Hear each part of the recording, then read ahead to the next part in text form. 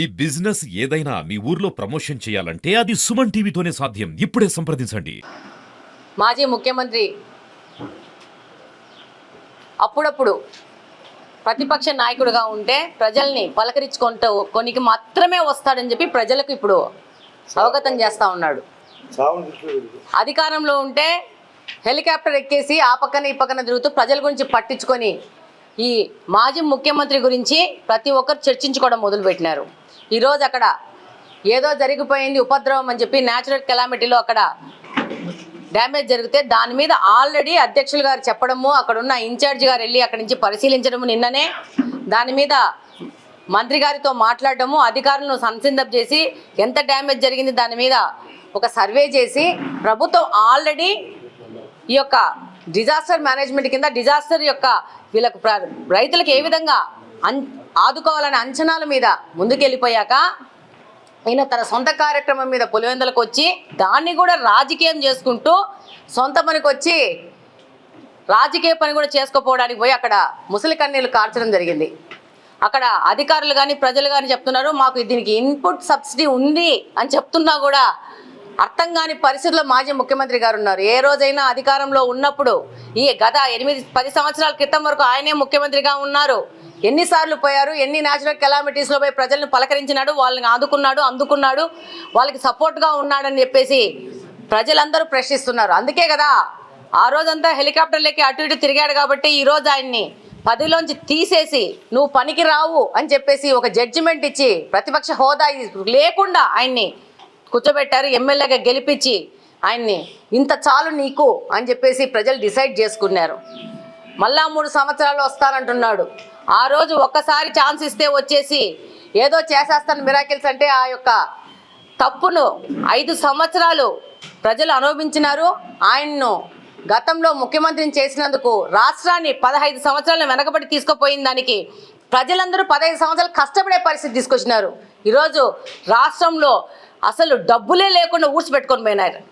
ఏం చేసినాడు ఈయనంటే మందల కింద అవినీతి తిమింగలాలను తయారు చేసి పెట్టినాడు.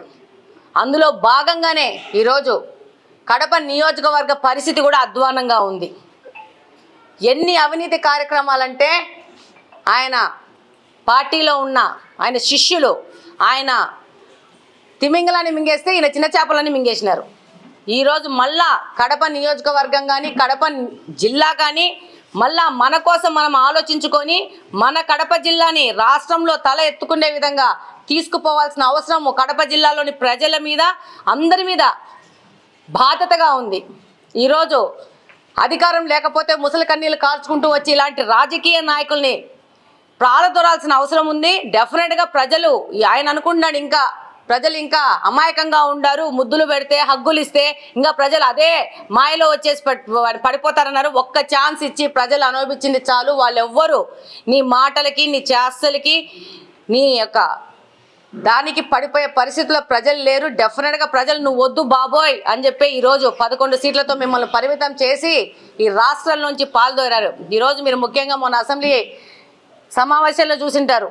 కొంతమంది వైసీపీకి సంబంధించిన ఎమ్మెల్యేలు దొంగగా వచ్చి రిజిస్ట్రార్లో సంతకం పెట్టి పోయారు. అంటే వాళ్ళు ఎంత తపన చెందుతున్నారంటే ఆ 11 మందిలో కొంతమంది అసెంబ్లీలో కూర్చోలేకపోతున్నాం అంటే ఈయన ప్రెషర్ వల్ల కూర్చోలేకపోతున్నాం కాబట్టి వాళ్ళు దొంగగా వచ్చి సంతకం పెట్టి ఆనందపడుతున్నారు.